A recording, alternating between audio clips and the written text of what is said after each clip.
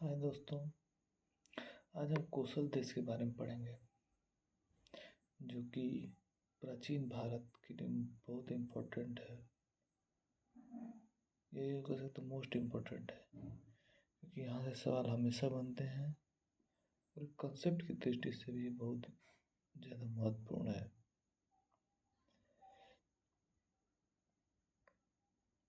ये UPSC, PCS, TGT, PGT और अन्य महत्वपूर्ण परीक्षाओं के लिए इम्पोर्टेंट है। आइए हम लोग स्टार्ट करते हैं। कौशल से परिक्षेत्र के बारे में जानकारी प्राप्त करते हैं। ये वर्तमान फैजाबाद मंडल में आता है जो अवध का क्षेत्र है।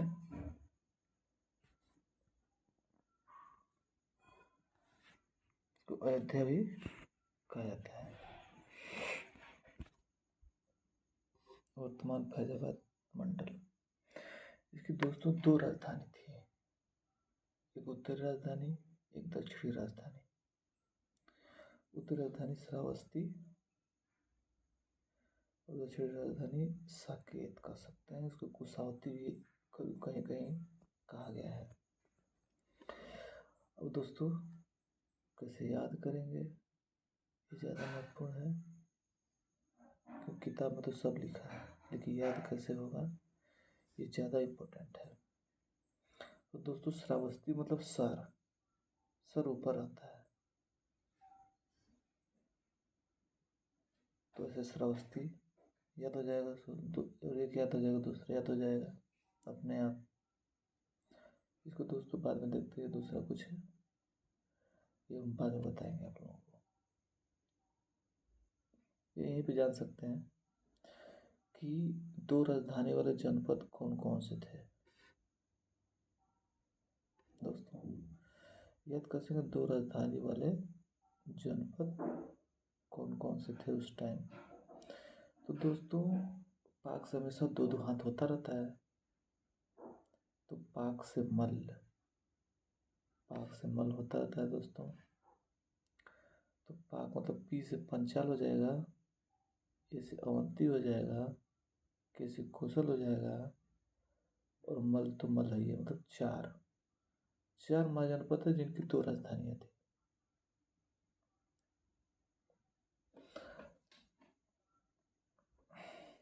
आगे देखते हैं। तो दोस्तों इसका क्षेत्र विस्तार देखते हैं कि यह कहाँ कहाँ तक फैला था कौशल।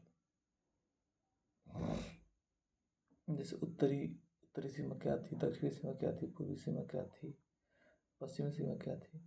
तो सबसे उत्तरी सीमा हिमालय थी। सबसे पूर्वी सीमा जो बिहार की गंडक नदी है वहाँ तक थी, जो बिहार में बहती है। और दोस्तों सबसे दक्षिणी सीमा सई नदी जो कि गोमती की सहायक नदी है एक, और यह लखनऊ से होते हुए हरदोई, उन्नाव, रायबरेली, प्रतापगढ़,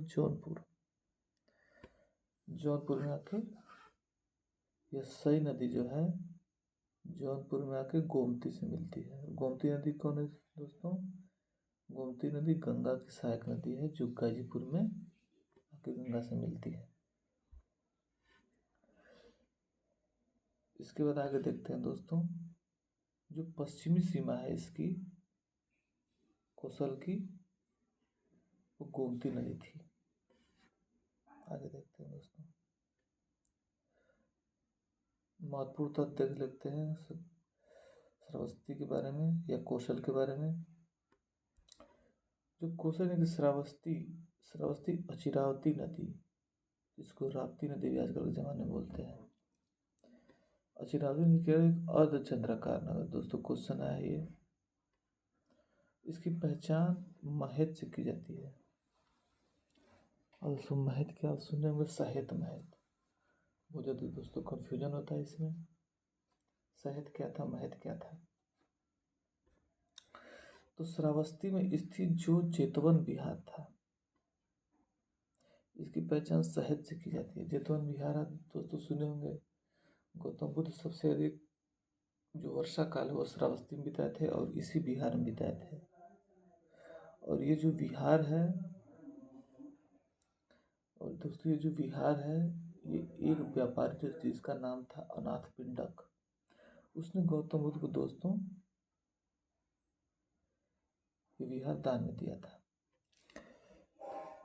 दोस्तों एक और फैक्ट है कि सहेत महत को टॉपसी टर्वी टाउन के भी नाम से जाना जाता है। और सहेत महत दोस्तों श्रावस्ती में ही है, दोनों अलग अलग नहीं है दोस्तों। महेत मतलब श्रावस्ती और सहेत मतलब जेतवन बिहार।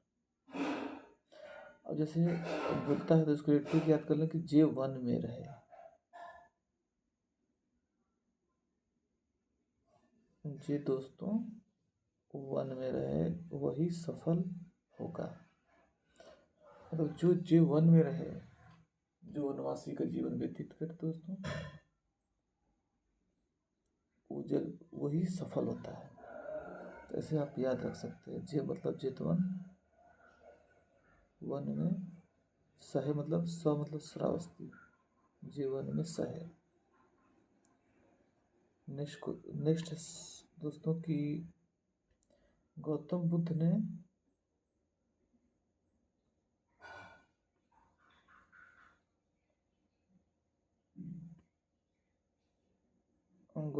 ने सर्वाधिक 21 वर्ष अपना वर्षाकाल श्रावस्ती के जेतवन बिहार में बिताया था। शरीर सब ये तो मैं बता चुका आप लोगों को दोस्तों।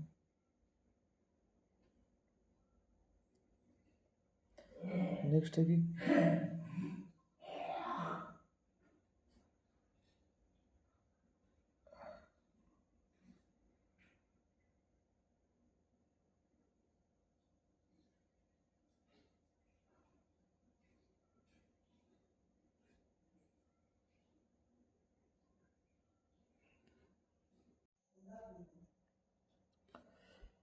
आगे देखते हैं दोस्तों।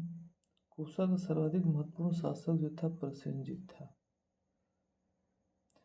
इसने अपनी बहन महाकोसला का विवाह मगध के शासक बिंबिसार से किया था और दहेज में काशी को दिया था। बिंबिसार जो कौन था, मगध का शासक था, उसको इसने काशी को दहेज में दिया था। अब दहेज दोस्तों क्यों दिया था, क्योंकि जो महाकौशला के जो साजो सामान, जो कि उनके उनका जो खर्च है उसके लिए दिया था। आगे दोस्तों देखते हैं, बिंबिसार की हत्या उसके पुत्र अजातशत्रु ने कर दिया था। अब प्रसेनजीत की बहन विधवा हो गई, जाहिर सी बात है। अतः प्रसेनजीत ने काशी पर पुनः कब्जा कर लिया और इन दोनों के मध्य काशी को लेकर संघर्ष शुरू हो गया। अब संघर्ष शुरू हुआ तो क्या हुआ कि पहले प्रसेनजीत परास्त हो जाता है, अगली बार प्रसेनजीत जीत जाता है और अजातशत्रु हार जाता है। और दोस्तों कभी कोई भूलता है तो इसके लिए याद कर लेंगे, प्रसेनजीत, जीत मतलब जीत लास्ट में लिखा है, प्रसेनजीत जीत लास्ट में मतलब कि अंतिम युद्ध प्रसेनजीत जीत जाता है, जो कि दूसरा अंतिम युद्ध। अब निष्कर्ष क्या निकला दोस्तों कि प्रसेनजीत ने अपनी बेटी वाजिरा का विवाह अजातशत्रु से कर दिया। अब क्यों किया, ये जानना है। आप सोच रहे हो क्यों किया, इसलिए किया क्योंकि यह अजातशत्रु की वीरता से प्रभावित हो गया था। उसका कि इससे अच्छा मुझे वर कहीं नहीं मिलेगा, अतः उसने अजातशत्रु से वाजिरा का विवाह करा दिया। नेक्स्ट देखते हैं,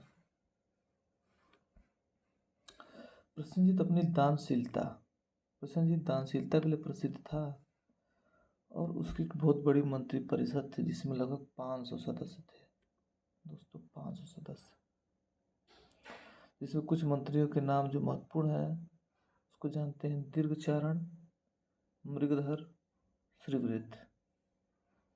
दीर्घचारण, मृगधर, श्रीवृद्ध।